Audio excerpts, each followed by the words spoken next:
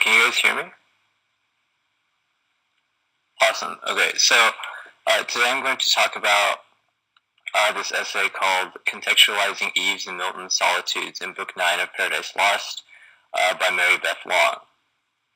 So I'm just going to get the next slide. Okay, so in summary, Long structures her argument by breaking down solidarity in Book 9 of Paradise Lost into 5 distinct points of analysis. Solitude as a lack of something, as being beneficial, as a medium of argumentation, as being correlated to temptation, and as being a choice. To begin, Long analyzes Adam's perception of solitude as being a purely negative, involuntary state, as a lack of a suitable companion. For him, solitude is a synonym for loneliness. So when Eve voluntarily proposes solitude, he's unable to comprehend the reasoning behind it.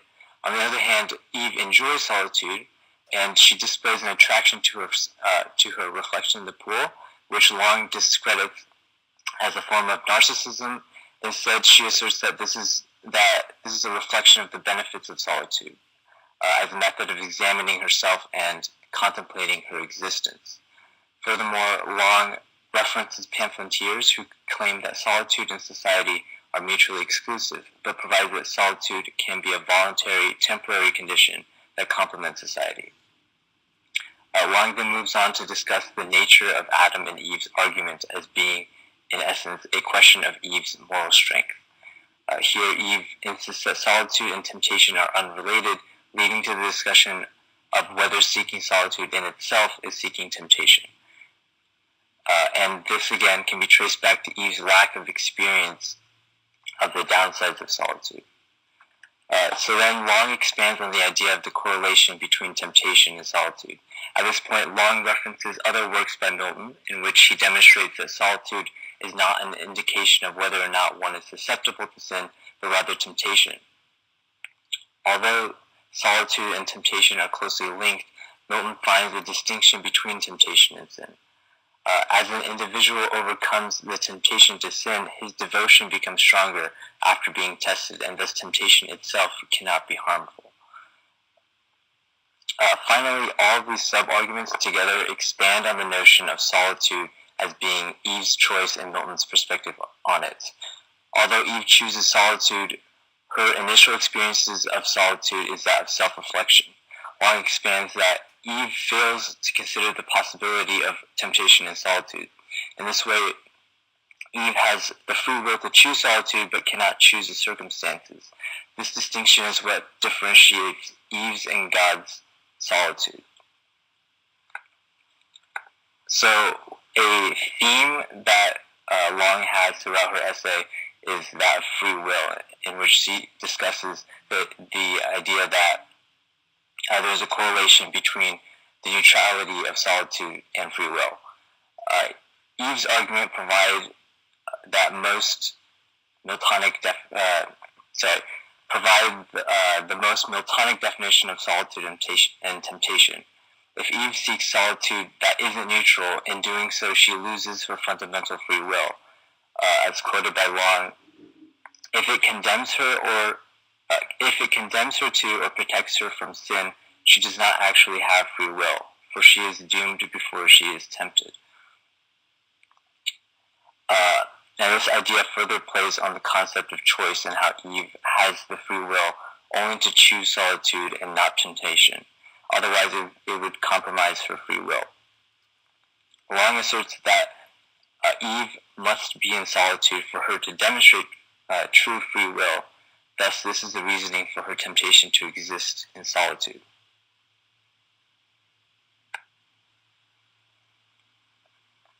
So next I'm going to discuss the methods in which Long uses to approach Milton and analyze his arguments. So throughout her essay, Long supports her arguments with secondary pieces written by Milton, and providing the context of these texts and comparing and contrasting them with Paradise Lost, she further supports her argument on Miltonic solitude than if she just limited her scope to only Paradise Lost.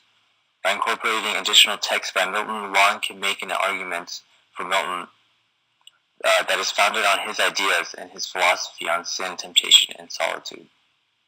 But not only that, Long also provides sources beyond Milton's text that provide counterarguments that she can then refute and use to clarify Milton's meaning.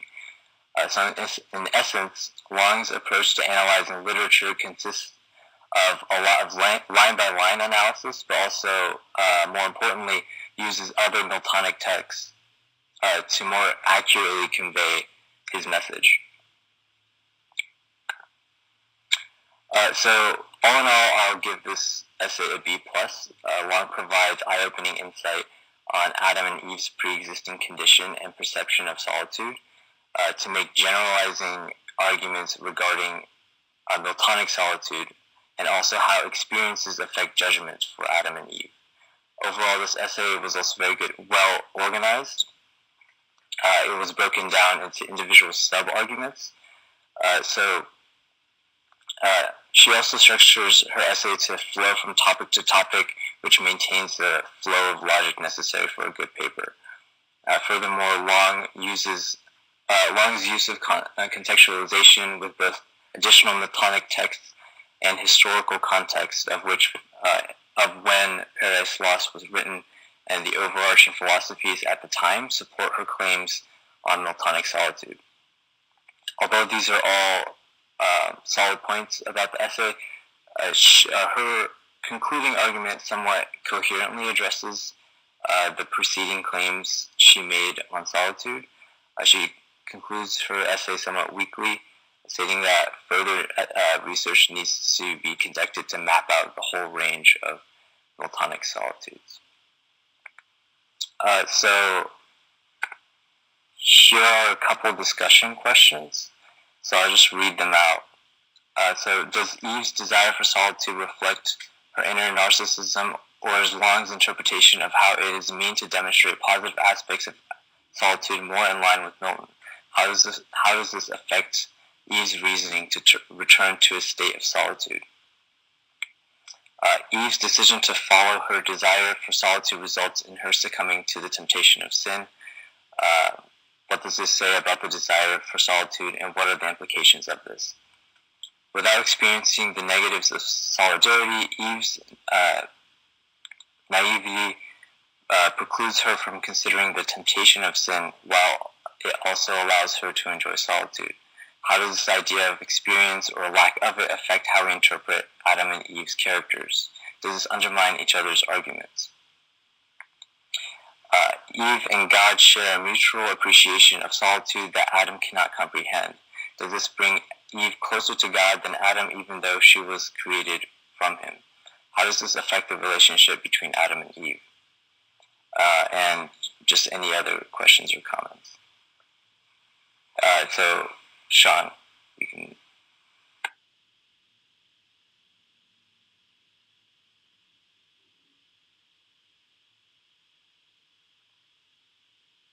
I'm in a library right now, and I'm also having a lot of lag, so it's a bit dicey, but I'd like to answer the second one real quick. So I guess the biblical interpretation of sin and virtue is based around moderation and sort of a balance, and you kind of see that where it scales with the 7 virtues and 7 deadly sins. Now that's, of course, Catholic dogma, but the Protestant theology is based on Catholic theology. So you have that sort of balance between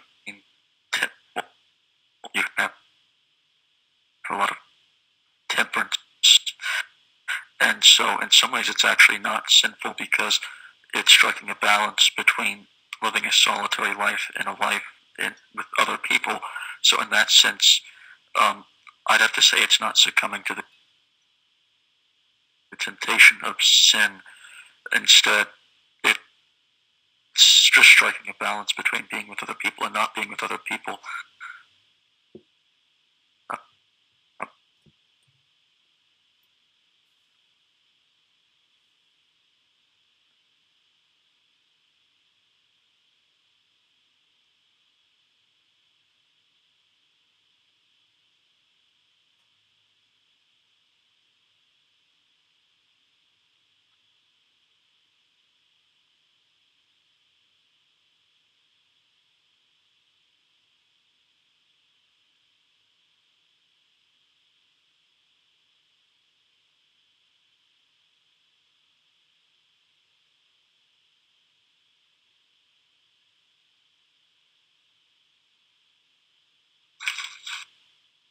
right, so I kind of have a question and answer to your fourth question because I immediately thought about Twain's imagery of Adam and Eve and how he depicts them, and how his Adam actually seems to want solitude more than Eve, and she keeps following him around, and he's all bothered by her and like doesn't want her around, and she won't shut up, and he just like wants to be alone. And so I think it's just like a very interesting like contrast between Milton's depiction, because in this version, Adam doesn't want Eve to leave because he's afraid that she's gonna give in to this evil that's in their garden and they're aware of, and like he's almost trying to protect her and protect the garden in a sense, but in Twain, it's just like completely different, and I just think it's an interesting thing that we should look at. I don't really have an answer to like why they depict them so differently or exactly what the point is between the two, but I just thought it was something we should examine.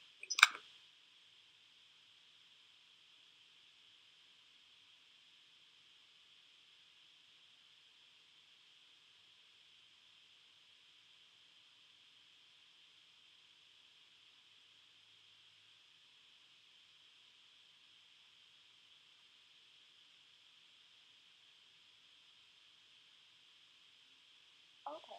I guess I just wanted to touch upon the third bullet point. Oh, sorry, the light is really weird.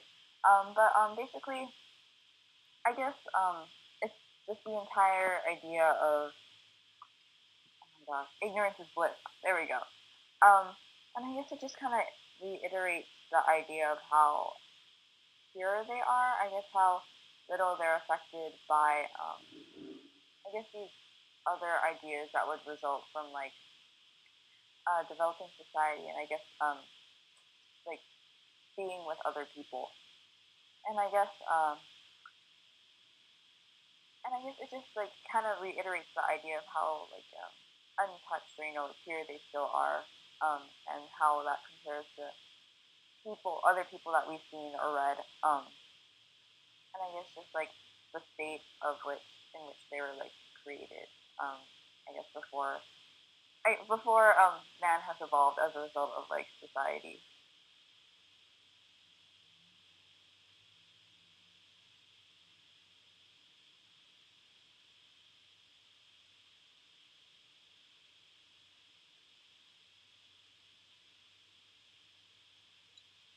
I like your question, Milton. The last one, because I think Eve. The whole reason she wants to separate in the garden is because she wants to work efficiently. Like she's looking at the garden, she's looking at all the flowers, and she basically is like, let's divide and conquer. We keep taking breaks talking to each other, and it's kind of slowing down our progress. And what we do in one day gets undone overnight. So let's just be more efficient and kind of divide so that we can go our separate ways there and work more effectively. And even the language that the narrator uses to describe her is kind of like language connected to like industriousness. The garden is described as wanton, and so to go back to some of what Sean was saying in terms of like virtues and vices, there's an idea that she's bringing a needed order to the garden. That there's a kind of like almost like an act of creation that's happening through her gardening. That she's out of the kind of chaos of the garden, creating a beautiful order, and that it's a good thing. So for her then to want to separate, it doesn't seem to me inherently sinful. It doesn't seem like it's a bad thing for her to want to separate from Adam, like on its own. And so I think the way that you phrase that question is really interesting. I don't know if it brings her closer to God than Adam, but it definitely does suggest that we can look at her desire for solitude as something that's, holy, or that by nature virtuous, but that it gets corrupted against her, right? And I think that's a really interesting way to think about it. Her desire for solitude is so that she can create order out of chaos, to be a creative force like God, so that she can be industrious and she can work effectively. She takes joy and she takes pride in her work, and that's a virtue, right? Like, even Adam praises her as, I mean, he praises her in ways that are kind of sexist, because he's like, oh, nothing seemlier is there in a woman than to, work so hard at her housework. So he's like kind of a jerk when he talks in that way, but he also praises her and says that it's virtuous. Sarah, would you like to expand that really interesting idea that you have in Text Chat about the different ways that they approach solitude, or it seems like different aspects of God? That's really interesting. Yeah, so kind of based off my limited knowledge of Catholicism, Christianity, and all that stuff, it feels like there's kind of two sides. There's different ways to do it. There is I think there is a side of solitude to it, and being this private connection with God, and being it's a one-on-one thing. But then there's also this huge aspect, I think, of community and being with other people and kind of sharing in your experience with God. And I think that comes from the whole idea of mass and having this community that you celebrate God with and you pray together. But then there's also those times where you're alone and you have a solitude with him, you have this personal relationship with him. And I feel in this scenario that both Adam and Eve embody these two kind of parts of the religion.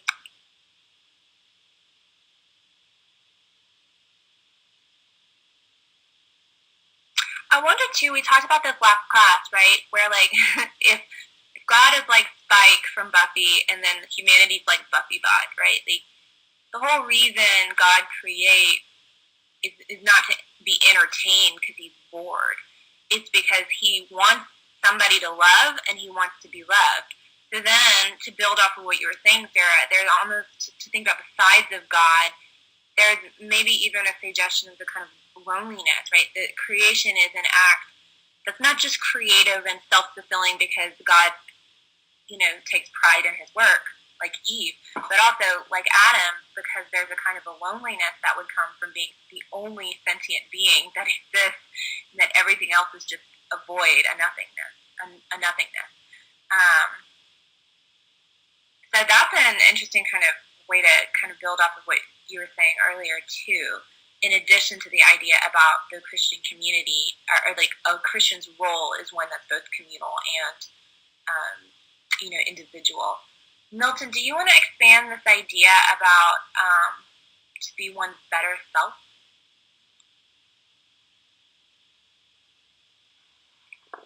Yeah, so in Long's essay, she finds the whole argument, Eve's argument of better work and getting more stuff done as being kind of this side argument to the essential idea of wanting solitude and wanting to reflect on herself and evaluate herself in the reflection, and that it's not a form of narcissism, but rather a form of self-evaluation to better oneself.